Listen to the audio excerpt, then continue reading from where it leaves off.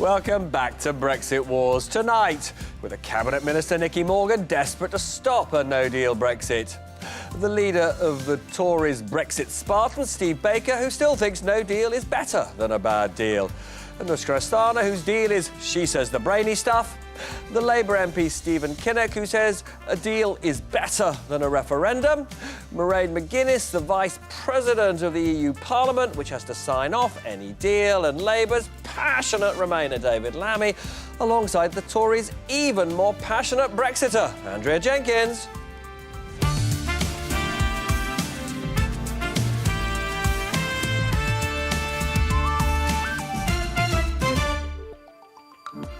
Watcher. Now, previously on Brexit Wars, the leader of Northern Ireland's Democratic Unionist Party said she would never accept a border between Great Britain and Northern Ireland in the Irish Sea, but now looks set to do just that. Now, he said he would never impose such a border, but is on the cusp of doing so. For the European Union, they said there was no alternative to the backstop, but now looks set to dump it. And for Ireland, he said he would never agree to a system for keeping open the border on the island of Ireland that couldn't be legally guaranteed, but he too seems to have caved. So just maybe we'll see something that looks like an actual Brexit deal in a day or few. Anushka, would you Adam and Eve it?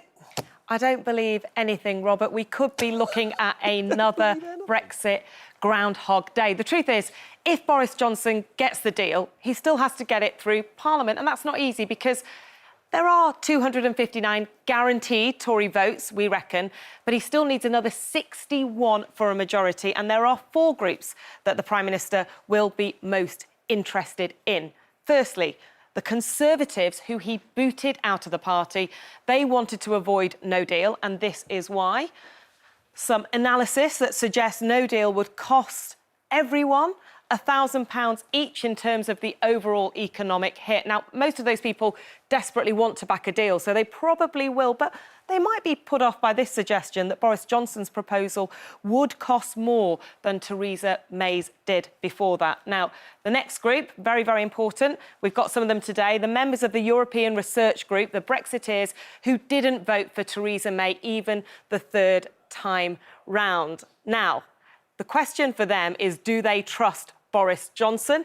They do, as far as I can tell, more than Theresa May, and that's partly because he appears to want the type of Brexit that they quite like, where there'll be able to be different standards than the EU. But look at this tonight from Brussels correspondents like my Guardian colleague Jennifer Rankin, a suggestion from Michel Barnier that Boris is ready to sign up to a level playing field, although others suggesting that's only in the political declaration, not in the withdrawal agreement itself. Now, the ERG are unionists, so they'll be very interested in what the Democratic Unionist Party has to say. And there was a suggestion today from EU sources that the DUP was ready to sign up to everything. Arlene Foster, their leader, slapped that down. She said they were talking nonsense and insisted that discussions continue. Finally, very important, Labour votes. There are some Labour backbenchers, including our guest Stephen Kinnock, who have suggested they want a deal, and no wonder. Look at his constituency. It voted 60% for leave, but will they really back a Johnson deal? The truth is, the numbers are there, Robert, but it's not guaranteed. Thanks, Anushka. Nothing is guaranteed in this life at the moment, is it? Let's be absolutely clear. I'm delighted to be joined by Conservative MP Andrea Jenkins, Labour MP David Lammy. David, you were in Brussels today. The Prime Minister thinks you were there to try and blow his deal up. What were you doing? What was it all about? Look, we were having a great conversation about the Ben Act, about... Who did you meet? We met with the diplomats from the Netherlands, from France. We met with MEP colleagues who, in the end, will sign this off. And we really were talking about Parliament having the time, the importance of the extension that we voted for, having the time to properly scrutinise what emerges if it's a deal.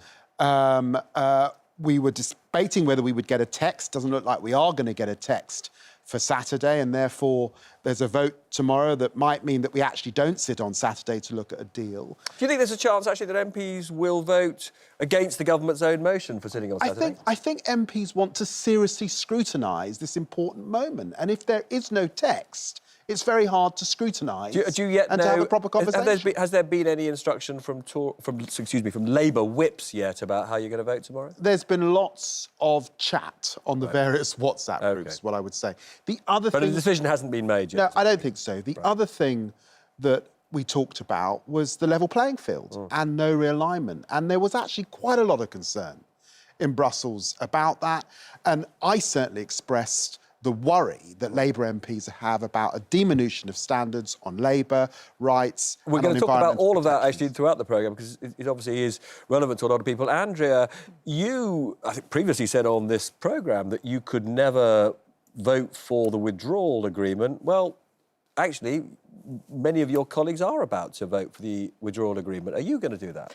No, we don't know what the Prime Minister is going to bring back. Well, we know that the fundamental, the basics of the withdrawal agreement are still there and not going to be changed. But also, I voted for the Graham-Brady amendment, and we had a majority of 16 I know my colleague Nikki over there, she voted for it as well. So there's a majority for that. But I'm not going to vote for withdrawal agreement for. Of course not. You know, the Irish backstop's an important issue. You know, that must be dealt with. So if you're clear that it's gone, that's enough for you, is it? But in all honesty, I don't want to be commenting from the sidelines. You know, we've got a Prime Minister now who led the Brexit campaign. You know, he will lead our country to freedom given the chance. You know, but unlike the Remain colleagues who went over to Brussels today, who's trying to kneecap the negotiations, I think, of course you are. You're trying to stop the negotiations because you don't want Brexit. But, you know, I think we need to give the Prime Minister space to allow him to negotiate at this crucial time. I mean, one of the things that does appear to be happening is that actually when it comes to the future relationship, we had thought, in fact, the Prime Minister had signalled that actually there wouldn't be these so-called level playing field commitments to making sure we follow the EU on workers' rights or, for example, the environment. We're now hearing from Brussels that, in fact, the Prime Minister will commit to follow those standards. What do you make of that? I just think at the moment we're hearing so much speculation. We've been hearing speculation for 3.5 years. And look how every, player in this has moved the goalposts. So I want to see the fine print, see what's coming back, hopefully this week. And then we'll decide then. Well, look, lots more to talk about with both of you in just a few minutes. I'm now delighted to be joined by Boris Johnson's Cabinet colleague, Culture Secretary Nicky Morgan. Very briefly, where do you think we are in the terms of the state of negotiations? No deal yet, but would you be hopeful there'll be a deal tomorrow? Well, hopeful there's going to be a deal. I think there is a good chance of there being a deal. But as you say, as at tonight, before I came into the studio, nothing agreed or announced yet. And of course, there is a chance that actually a deal is not agreed. So I think we have to wait. I think, Andrea makes a good point, which is actually we can all speculate as much as we like. We do need to wait now until we hear what the conclusions are. One of the things that my sources in Brussels are saying to me is that it is now too late for EU leaders to see the 40 pages of legal text. And therefore, the one thing we should not expect is for this EU Council to formally sign off the deal. They may be able to make some positive noises, but they will not be able to actually ratify the deal. Now, they take from that it's therefore now impossible for the UK to leave with a deal on the 31st of October. Does that worry you? Well, look, I wouldn't accept that in the sense that the sense I get from talking to colleagues is that actually leaving with a deal by 31st October is possible. Of course, it depends on how the talks go. And we've heard quite a lot in this process that this is the deadline or this can't happen, and then it does. But it's just the sort of sheer logistics of, it's not just a meaningful vote that has to happen in Parliament. You've got to get quite a lot of really quite complex legislation passed. The European Parliament would typically take 6 weeks to 2 months to ratify a deal like this. And that, again, would take us well past the 31st of October. I mean, really, the point I'm trying to make to you is this. I know that you would much rather have a deal than no deal. how important is it that that deal happens on the 31st of October? I think it is very important. The Prime Minister has been very clear that we will be leaving by the 31st of October, preferably with a deal in an orderly way, but without one. But it would be mad, wouldn't it, to leave with no deal simply because there happen to be a couple of weeks of logistics to go through? This goes back to the point, doesn't it, about speculation and everything else. If there is, as we've always said, pragmatism and goodwill on all sides, it is perfectly possible. So, for example... But what about pragmatism about the 31st of October? Well, I think it's very important that a commitment has been given. The House of Commons agreed back in April to have an extension, and the EU has agreed would be 31st of October. We know that the impact of that continuing uncertainty on our constituents, on the country, on businesses, obviously on all the no-deal planning that has happened. The point is that if we want to get this done, particularly the legislation, we know Parliament can legislate very quickly if it wants to do so. Theresa May, we know, wrote a letter roughly this distance from March the 31st, or actually March 29th, excuse me, saying that actually it was impossible for Parliament to legislate so far. We have a different Prime Minister now who is very determined that we will leave by the 31st of October. As I say, if we're sitting, for example, so the first thing to do will be to accept we are going to sit on Saturday. And frankly, after 3.5 years, if we need to sit every single hour between, frankly, Saturday and the 31st of October to get the legislation done, then I think that's what the country will expect Parliament to do. We have hopefully a chance now to bring this first phase of Brexit to a conclusion, and we absolutely should take that and stick to that 31st of October deadline, which is a promise that has been made both with the EU in terms of agreement, but also a promise made to the country. Now, you'll be aware, and Anushka's just reminded us, that even if you were to get every Tory voting for the deal and every member of the DUP voting for the deal, you are still short of a majority. So you've got to get, actually, some of your exiled colleagues to vote for it, and you've got to get some Labour MPs to vote for it. Now, there is information coming out of Brussels tonight that one of the things that we thought the Prime Minister didn't want may actually be happening, which is that he has been signalling, apparently, that he would accept what's called level playing field conditions. So the UK agreeing to follow EU standards for workers' rights and in the environment in a future trade deal. That would work in terms, possibly, of getting Labour MPs on board. What's your view of that? Well, look, I don't think it will surprise anyone to know that the Prime Minister and other Cabinet colleagues and ministers are talking to MPs right the way across the House, obviously, about how we build those necessary numbers if there is a deal to be approved, hopefully on Saturday. We know that lots of MPs have lots of different concerns, and you're right to say that there is a group of Labour MPs who, if they do vote for the deal, I think will be doing the right thing for the country and for their constituents. We know that they're concerned about level playing field. I don't know the details, I can't tell you, but all I would say... But do you have a sense that the Prime Minister has moved on that? I don't have a sense, but what I was going to say was we've been very clear as a government that the whole point about Brexit is not to water down standards, environmental or other types of protections that So you'd be happy, obviously you'd be happy, therefore, with the Prime Minister signing up to those sorts of standards? Well, as I say, the whole point, as I understand it, about Brexit is not to water down those standards. It is for the UK to make those decisions about having those standards for example. You're absolutely right to say there's also the 21 of my colleagues who have lost the whip. They're another very important group. And the other thing I would just say is, look, I think in terms of there is talk about, a confirmatory referendum or anything else, we have a chance, potentially again on Saturday, to bring this first phase to a conclusion.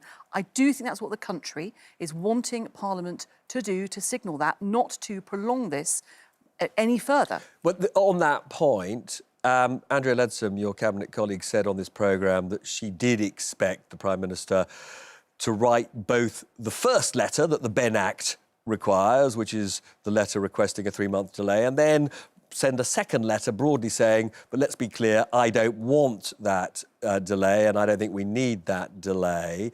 There are some people like your erstwhile colleague Dominic Grieve who say that it would not be legal to send a second letter. Has the Cabinet asked about the legality of sending a second letter?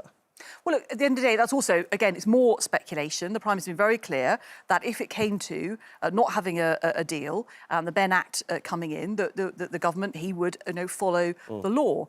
No, he said he'd follow the law, but how you interpret the law is a different issue. And he thinks that interpreting the law allows him to send a second letter. Well, I'm not sure that I know that that is the case. I mean, at the end of the day, we are now at a stage where hopefully there will be a deal, and therefore that is what Parliament will be focusing on, is approving a deal and getting the legislation and everything else through by the 31st of October to make sure that Brexit does happen in an orderly way. That is clearly the best outcome after 3.5 years of this endless going round the Houses, while Parliament has not talked about the other issues that people in this country really care about. And what the Prime Minister has set out the Queen's speech wants to actually legislate on and to make progress on. It may not be the first or indeed the last time, but I think you have just disagreed with your colleague Andrea Leadsom on this.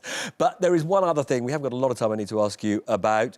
A lot of people noticed today that you appeared to be signalling that you would be open to the idea of the BBC funding itself from essentially commercial subscriptions rather than through the licence fee. Well, I think there's been a slight over-interpretation, but I mean, look, at the end of the day, we're quite a long way off the BBC's next charter period.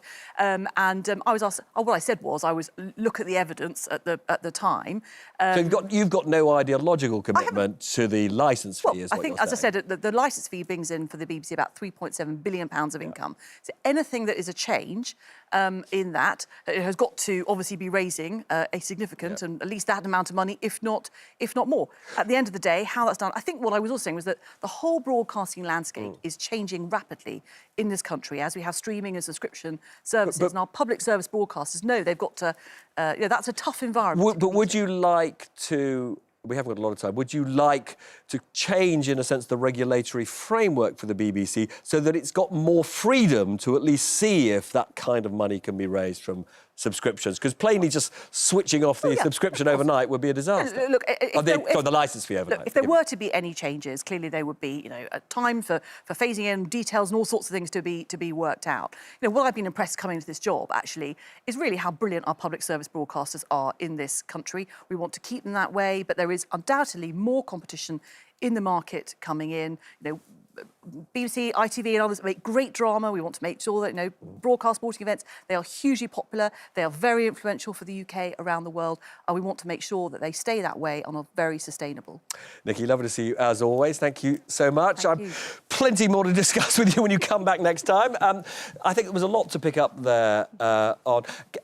David, if I could just start with you. If Parliament is sitting on Saturday, and it may not be, a number of your colleagues have said to me that they want to see a motion put down which would essentially attach approval for any Brexit deal to a confirmatory referendum. Do you think that you've got the numbers to win a vote of that sort?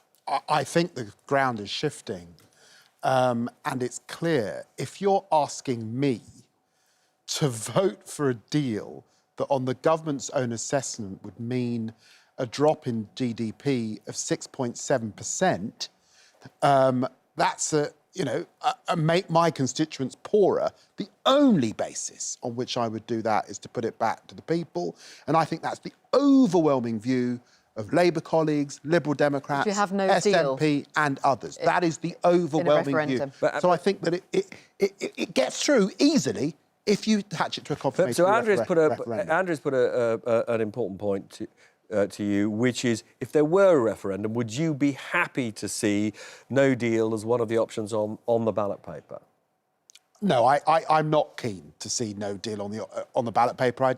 I just don't think that's what the British people want or need. How would you know whether the British people want that if you're not prepared to test it? Well, look, we can have that debate.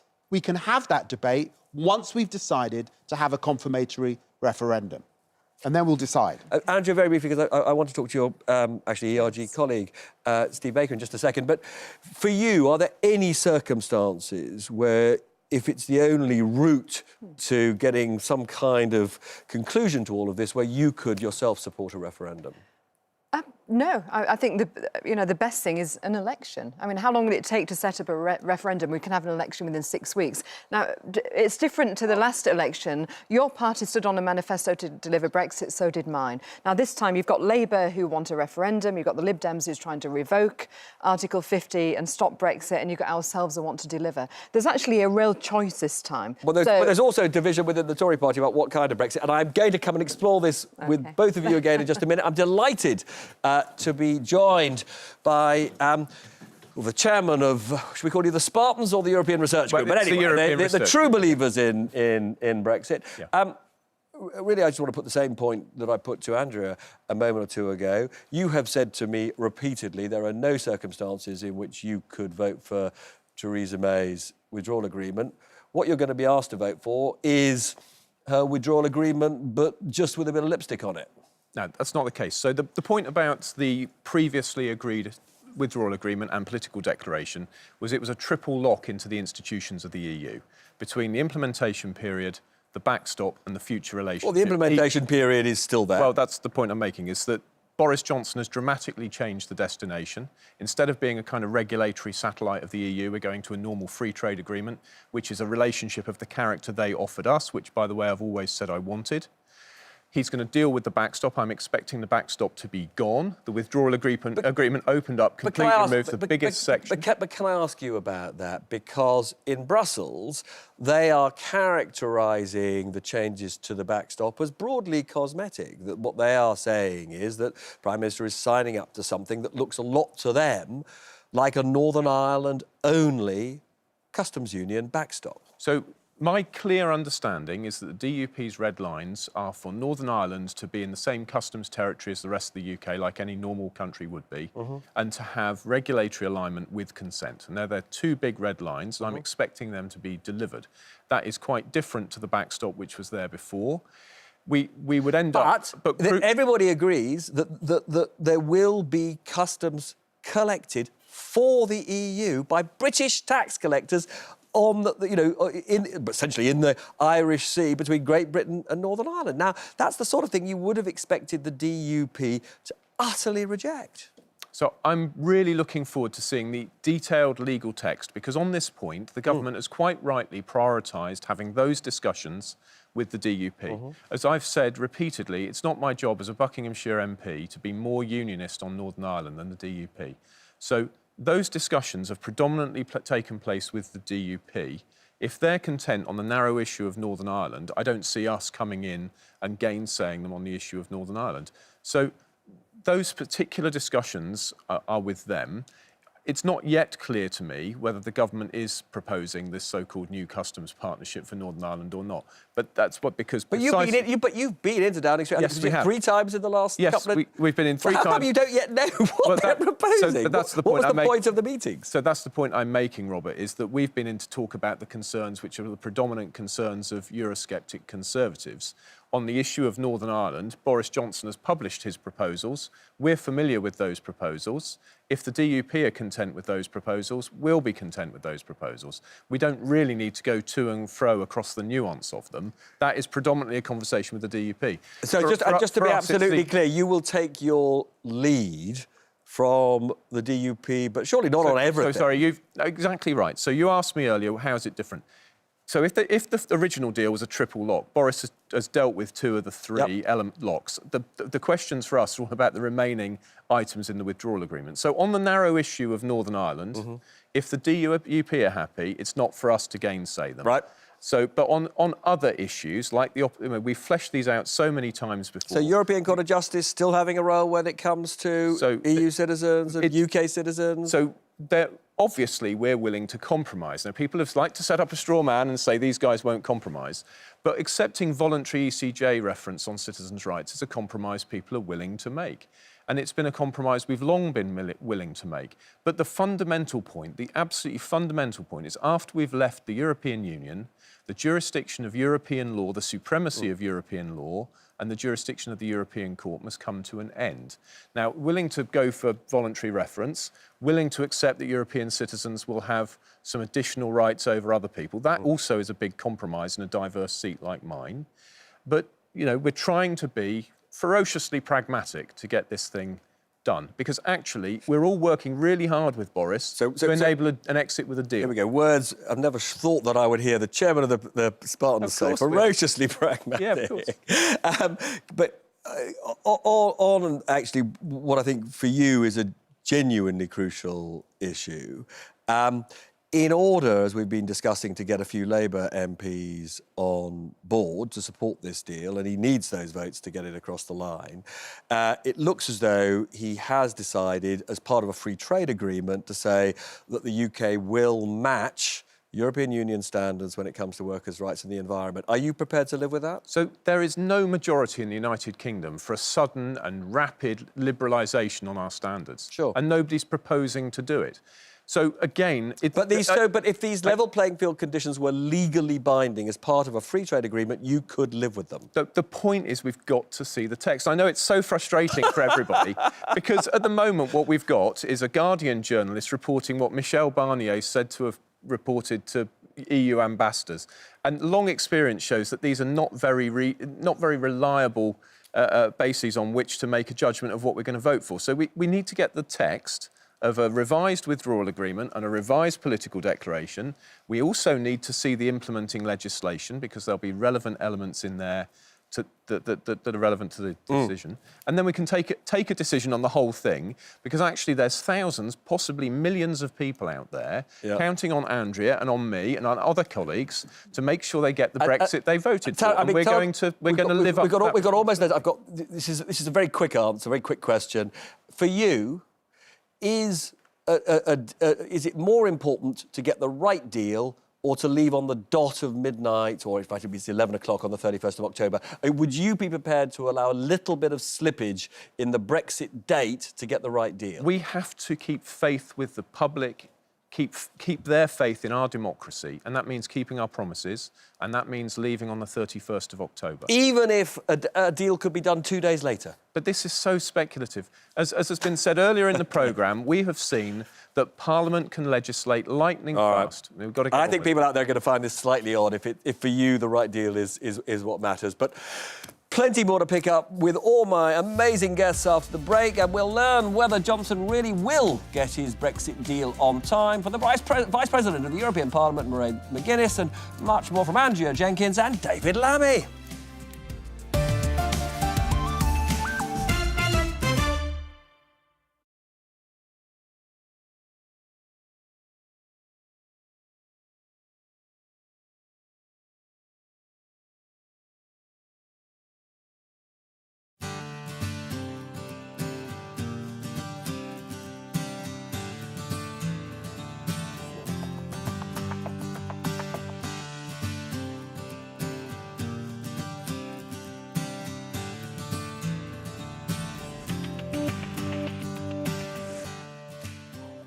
Hello, #Peston. Welcome to the break. Welcome, Steve Baker. We've got questions from the audience who we've been asking for questions for you today. You ready for them? Yeah.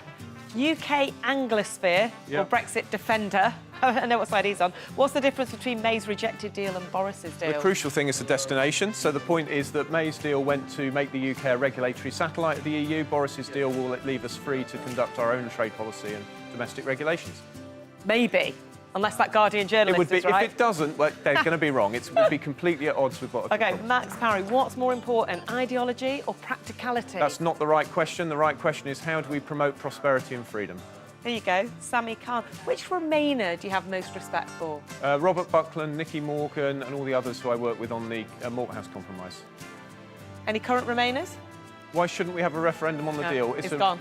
Oh, sorry. No, it's all right. I was saying, are there any actual Remainers, like Remainers now, who you still have respect for? We're all Brexiteers now, surely. Oh, we're all? OK. Why shouldn't we have a referendum on the deal? It's a terrible idea. We've already had our second referendum, and the right time to have the third one is... When was the second one? Well, in 2016. Oh, so that? Yeah, what? because of course I see. you possibly weren't born during the first one, but the third one should be in another 40 years. I certainly was not. What policy will Steve be the hard man of after The hard man thing was, of course, a joke, but I hope to get on with a bit more skydiving. A bit more skydiving? Yeah. That's not policy. Patrick Maguire. What's his favourite make of motorcycle? My favourite make of motorcycle is KTM, which is an Austrian brand, followed up by BMW, and I'm blessed indeed to have one of each. Such a boy's question. Why does he think that a minority of people, such as the ERG, should have the biggest say on Brexit? Well, that's not, of course, right. The majority had their say on Brexit and said we should leave. And I've just got one more question here. From your favourite Remainer. I find it very disappointing. I found it at the time, the way Theresa May was treated. I tweeted the answer to this. I mean, I'm just not having this. It's ridiculous. I'm ready to vote for the right deal. I'm ready to vote against the wrong deal. But in the end, we'll decide on the text of the agreement. Who's your favourite female politician? Oh, if you like Boris Johnson as a man. My female, current politician? Oh, it's got to be Nicky Morgan, of course. Nicky Morgan, he loves her. Thank you very much.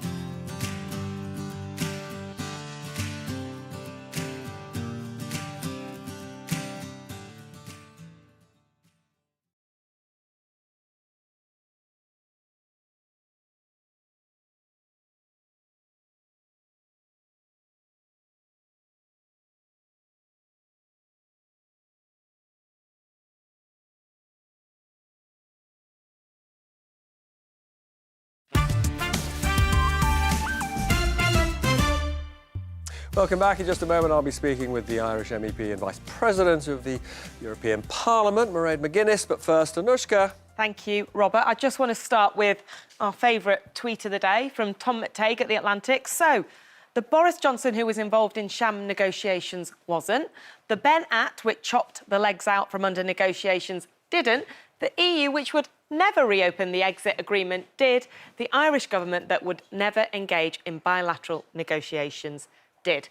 Now, I want to talk about dates, and one in particular, October the 31st, time for pumpkin, sweets and Brexit. Boris Johnson promised we'd leave that day, do or die, and he repeated that promise no less than 40 times to MPs. But can he do it? As Robert's been saying, it's looking pretty difficult without a deal pinned down tonight. And our geek, Matt Bevington from UK Inner Changing Europe, has certainly suggested that because of the ratification process on the EU side. What needs to happen? First, a legal scrubbing. Ever heard of that? Lawyers have to rake over the copy and it must be translated into the EU's 24 languages. Now, as we think this is largely a tweak to the old deal, that might speed that up. But then it has to go to the European Parliament, where the Constitutional Affairs Committee have to analyse it and have a non-binding vote. And only then do we have a full vote of MEPs needing a majority. Now, according to Matt, who is, of course, our Geek of the Week. Geek of the Week. You'd expect this to take 6 weeks, which means realistically we'd be looking at the EU Council Summit in December. Wonderful news for political journalists. They can spend Halloween with the kids, but they may have to spend Christmas thinking about Brexit. Robert. Hello, all. I'm delighted to be joined by Mairead McGuinness, the Vice President of the European Parliament. Mairead, lovely to see you again. Can I just ask, we haven't yet got a deal, of course, but if a deal is agreed, perhaps in the forthcoming European Council or shortly afterwards, how long would you expect it to take for the European Parliament to ratify it? Because, of course, the European Parliament does have to ratify any deal. Yes, well, welcome to a very quiet European Parliament. And you're right, this Parliament has to ratify a deal. And we don't rush things here because we have lots of colleagues who will want to look at the details of a deal. But just to come back to your opening sentence, there isn't a deal. There's the possibility of one. As I understand it, the negotiators are working through the night. And that there is an 8 a.m. deadline, if you like, that if there is no legal text, draft in form, available for the leaders, then this non-deal will not be discussed by the leaders. So in other words, if by 8 o'clock in the morning, there is not a deal with all of those items tidied up, particularly the VAT issue, then this will not be an issue for the Council to discuss. There will be no negotiation between leaders at the Council meeting. That has to be done by the negotiators. And I think that's a crucial issue. No, it's absolutely crucial. Can I ask you on that point, then? Certainly details are flowing out. Sure. But so can I ask you on that point? I mean, if 8 a.m. is the cut-off, in your view, should Boris Johnson just stay at home? Not at all. He's still a member. The UK is still a member of the European Union. Why would he stay at home? Well, no, but I mean, if there's no opportunity to negotiate, the detail. I mean, but what you're saying is there would be... Let me be clear. I don't know who in the UK... Sorry. But can I just say this, because I think there's a huge misunderstanding about how this process works. And indeed, one of the tweets got it wrong, because my Prime Minister, Taoiseach Leo Varadkar, met the British Prime Minister on Friday, not negotiating, but having a meeting between leaders. The negotiations on Brexit occur between the EU, led by Michel Barnier, and the UK negotiators. It will not be done by the leaders coming together, because they will want a clean deal. They will want to see the details, and then they will have a discussion about it. When you ask me about the European Parliament, there is a caveat I would put here, and I've talked to colleagues this evening, and our concern would be that there is no guarantee that the House of Commons will ratify whatever deal might be agreed, and therefore we have to be quite cautious and conscious of that. I'm also quite surprised, and correct me if I've got this wrong, I've been listening to your conversations. I think it is impossible and improbable that the House of Commons on Saturday could vote through something like this. This is a major issue, and I dare say there are colleagues who like to look at detail. I think that's what politicians are elected to do. So that would surprise me, but I can certainly say from the point of view of this Parliament, I'm on the Constitutional Affairs Committee, and we would want to see this in detail, of course, and give consideration to it and bring it then to the plenary. Of course. So can I just on one point, I mean, you're absolutely right that there can't be a formal vote of approval in the House of Commons unless there's a legal text, which we may not even have by then, as you say. But I do just want to, because this is really very important in the UK, we have a Prime Minister who says Brexit must happen, do or die, by the 31st of October. I simply cannot see, if he wants a deal, how that could happen. I mean, there are lots of logistical problems, but one of them is simply that I don't see how the European Parliament can approve it by the 31st of October. Am I wrong? You're not wrong. Of course, you're never wrong. But let me just be very clear. I think we have all listened very well to the British Prime Minister, the do-or-die comments, get Brexit done. And frankly, we're trying to turn a deaf ear to that, because we have to be pragmatic politicians in this Parliament. I believe it is impossible for everything to be tidied up, done and dusted by the 31st of October. Perhaps I will be proved wrong, and maybe I'll be happy if that is the case.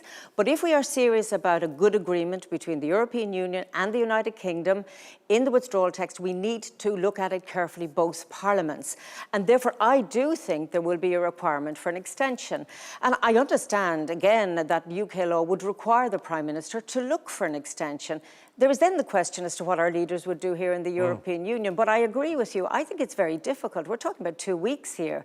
And that is not a very long period of time when, at this point, we don't actually have a deal. We have we've got the flesh and bones mainly, but we have one element that's not realised yet. Perhaps they will work on that overnight and find a solution. As I understand it, it is quite complicated, the VAT issue. And they may do this by 8 by dawn.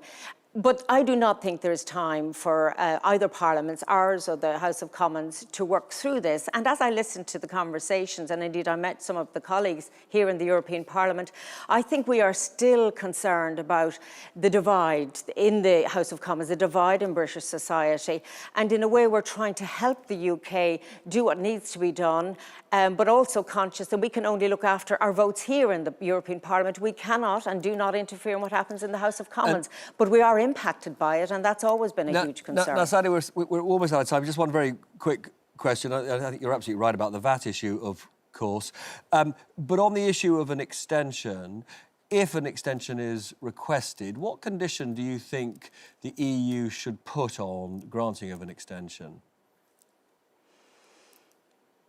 Well, I think an extension will be granted if we can see a path to the end game, if you like, to a withdrawal agreement. But again, as I understand it from colleagues I met in the House of Commons, there might be other issues that they will want something tagged to a withdrawal agreement. I think for us, we have, had several dates. And while there is a growing frustration here, and I will be very frank about that, there's also, we have to be very serious about our work. And even if we are a little bit frustrated by this time, we have to allow time, because this is a forever moment. If we do this wrong, and I mean, people saying get Brexit done, we have to make sure that the Brexit we do is right for everybody. And therefore, we will say in the Parliament, give more time if that is required. The leaders will probably say, let us know that we can definitely see an end game here. But I think that's going to be very difficult, because the margins, and your programme has alluded to this, are very tight in the House of Commons. Amazingly tight. But look, we're in a very different place than we were 5 days ago, so let's see. Lovely to speak to you as always, Mairead. Come back soon, and please, the rest of you, don't go away, because after the break I will be talking to the Labour MP Stephen Kinnock, who might just find a way to vote for Boris Johnson's deal. We'll find out, and also more with David Lammy and Andrea Jenkins. Join us back soon.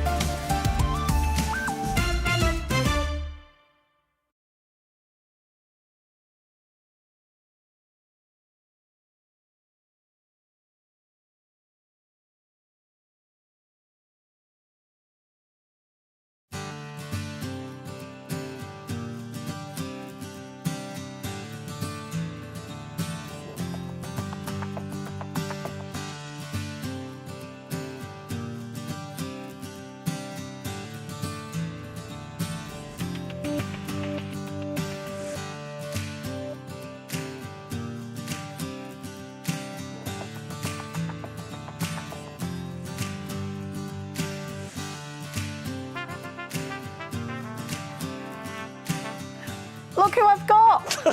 Robert Peston It's a treat for me. Is the guest in the Twitter break here with Screeny, and we're going to do... It's a first. A paper review. It is a first.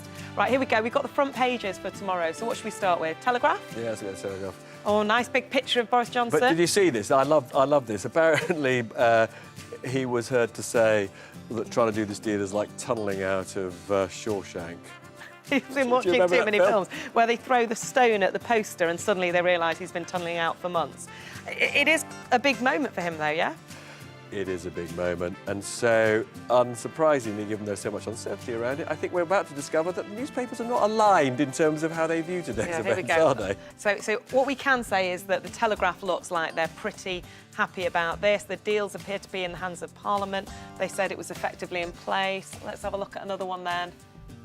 Another one that might have a slightly different type of picture of Boris Johnson here behind bars. It's also a bit Shawshanky. Should we remind people that's your newspaper? Yeah, that is my newspaper. Johnson in last-minute scramble for DUP backing. And he's still in a last-minute scramble for DUP backing. He is indeed still in a last-minute scramble. I mean, as we were just talking about Mairead, the Vice President of the European Parliament, the big issue appears to be VAT.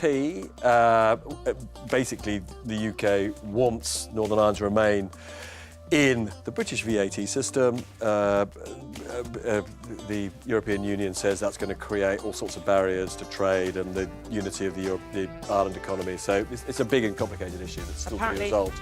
The UK objection on VAT was described by EU diplomats as a British smokescreen to give Downing Street more time on DUP. I'm allowed one more quickly. How about the Times? Good story that you asked the Culture Secretary herself about. So we talked about, BBC becoming a subscription service. Not any time soon, I think she said.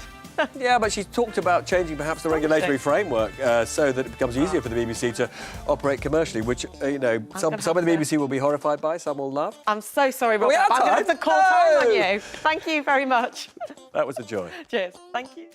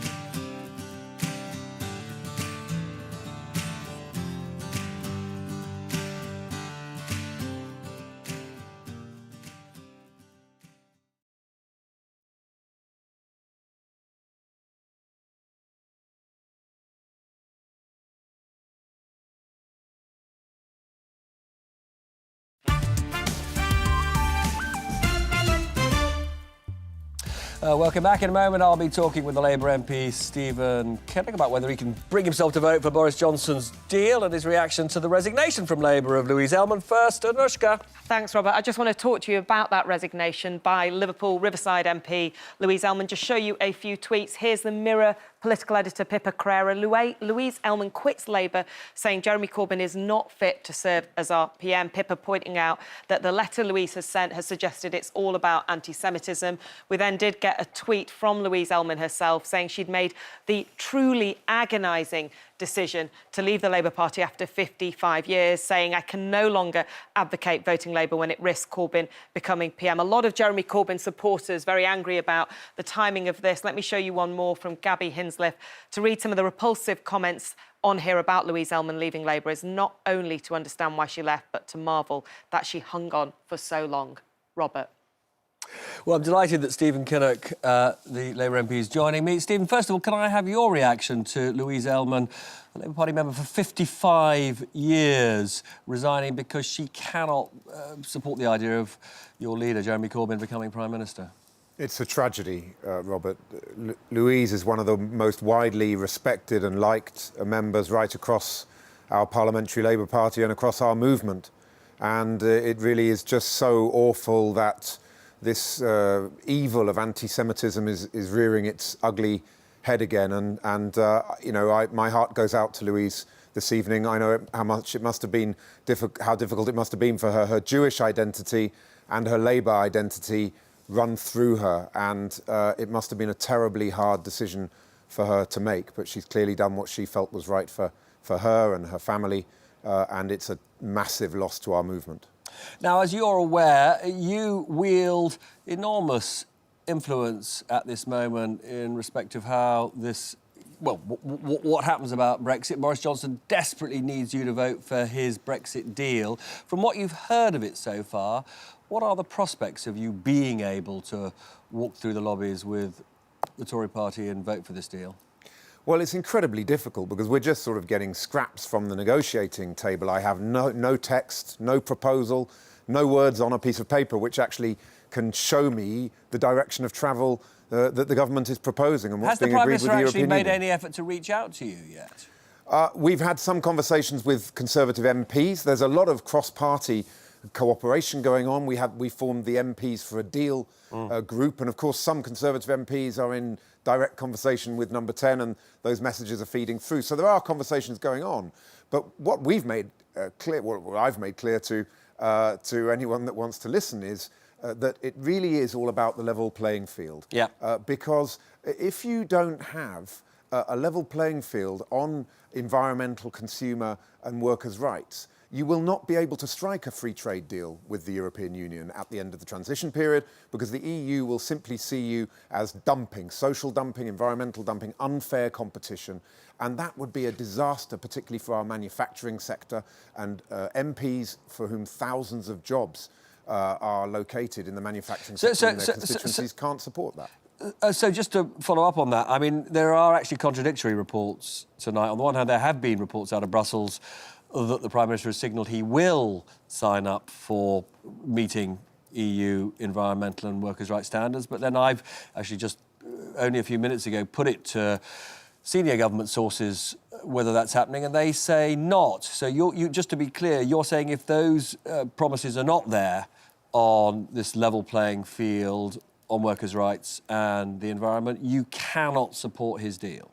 I can't support anything which is just going to lead to a sort of deregulated Wild West, not only because I think that's not right in terms of our Labour values, but also for the very practical reason that you won't get a trade deal that works for the manufacturing sector, because the European Union will simply put up the barriers and say, we're not going to engage with you on a free trade deal if you're all about unfair competition and undercutting us. But just that's the reality of any trade negotiation. But just to be clear, if he reaches out and gives you what you want in that sense, you at this stage would take the view now is the moment to back Brexit.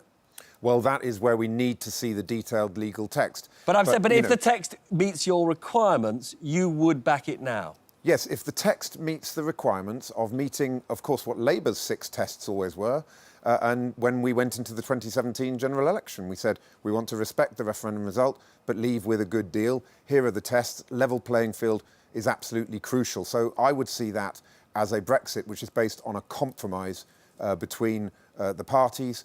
And let's face it, if we're going to reunite our deeply divided country, we're going to have to learn to compromise with each other. So can I just bring in your colleague David Lammy on this, who's with me? David, so why do you disagree with, Stephen, that this is the moment for compromise? Well, I don't actually, on the basis of what Stephen said about a level playing field and realign, I'm very pleased to hear him say that, because of course he knows... You won't be voting in the same lobby as him on this, Robert, will you? Because, of course, in his constituency, it would be a disaster to have that kind of Brexit. What I would say, though, is that it's clear that you can't trust Boris Johnson, so the text becomes hugely important. The direction of travel from the conversations I was having in Brussels is a FTA that is de minimis, that absolutely is tearing up standards on Labour, because this number 10 desperately wants to deal with the United States. So I need to put that back. And it's on that basis but I need Stephen, to I don't think, can go for this. So why is it that, David cannot trust Boris Johnson and you feel you can? Well, when we vote on this deal, if we actually get a deal which has got proper legal text in it, otherwise it's not a proper formal vote and there's no point really going through the motions. But if we get a legal text to vote on, it will be based on the withdrawal agreement and the political declaration that will go into primary legislation. It becomes the law. And if in that law it says that there will be a level playing field on workers' rights and environmental standards and consumer standards, that's locked in law. So whoever we have in government, whoever we have in number 10 Downing Street, the law is the law. Can I bring Andrea in here? So just on that, if environmental standards, workers' rights are locked in law in that sense, could you bring yourself to walk through the same lobby as Stephen Kinnock? I need to see the rest of the detail, like quite rightly Stephen has said. But let's go back to what Nikki said earlier. As a country, why would we lower standards? We've led the way on workers' rights as a country. Maternity leave is far better in the UK than across the EU. So why would we lower standards? Of course we wouldn't sign up to lower standards. That's just crazy. So we can trust Boris Johnson. And, I have to say with Stephen, I'm quite pleased to hear that, he's actually committed to delivering on the referendum result, unlike some of his colleagues. And maybe Stephen, if you're listening there, maybe you should replace our current chair of the Brexit committee, because I think we could work with you far better. So on that flattering note, I just do want to bring in David, though. That's certainly not going to happen. Hillary Benn. So I'm sure you wouldn't turn the opportunity down. That was a kiss of death. Just most other MPs in Parliament. But David, I do want to ask you about the Louise Ellman resignation, because it is a serious moment. And what do you make of it? I'm very sad. As Stephen said, Louise Ellman is a beloved member of the Parliamentary Labour Party, very senior, very respected member of the Parliamentary Labour Party, was a very good chair of the Transport Select Committee for many years. And I know, representing the Stamford Hill area of London, which obviously is a very orthodox Jewish area, the deep concern and shame. What does it say, though, when she says that your leader is unfit to be Prime Minister? Well, it's not great. Of course it's not great. But then I don't think it's news that the Jewish community, for the moment, have largely departed voting for the Labour Party, and that's caused me tremendous concern, not as an MP with such a significant Jewish community, and Louise is reflecting that. Now, sadly, we are almost out of time. I just want to say thanks very much to Stephen for joining us. Come back soon, and who knows? I mean, this time next week we might actually have a clue about, whether we've got a deal. We might even know whether we're going to have a referendum, or at least whether MPs want one by then. So that's it for another thrilling episode of Brexit Wars. Join us again, same time, same place next week, when presumably we will have a clue about who's actually winning. It might even be you. See ya.